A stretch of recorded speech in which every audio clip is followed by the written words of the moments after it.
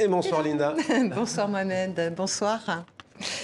Le mot du jour ce soir, Mohamed, c'est bien sûr résistance. Un mot qui rime avec indépendance, désobéissance et même puissance.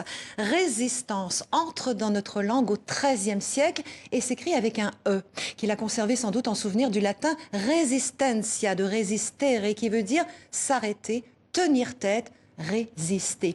Le mot décrit d'abord un phénomène physique, selon lequel une chose, un corps ou une force s'oppose à l'action d'un agent extérieur. La résistance d'un liquide au gel ou au feu, la résistance d'une étoffe au choc ou à l'usure. La résistance, c'est l'endurance, la solidité, c'est la robustesse. Vous, Mohamed, vous êtes très résistant physiquement.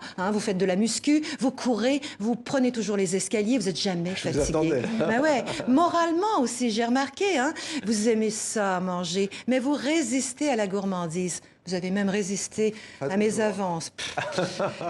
Résister, c'est répondre à la force par la force. La résistance armée s'oppose à la résistance non armée, la désobéissance civile prônée par Gandhi en Inde.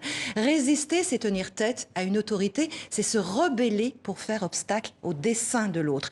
Sous la Révolution française, la résistance devient un droit.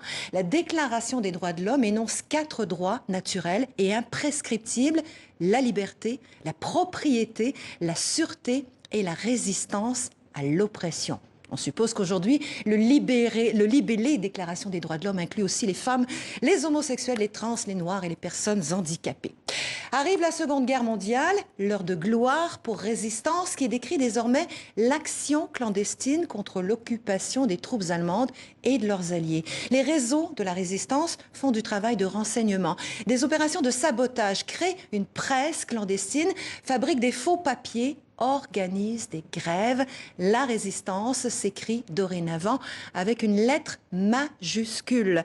Son histoire est liée bien sûr à celle de la France libre du général de Gaulle, celle dont on commémore aujourd'hui l'appel à la résistance.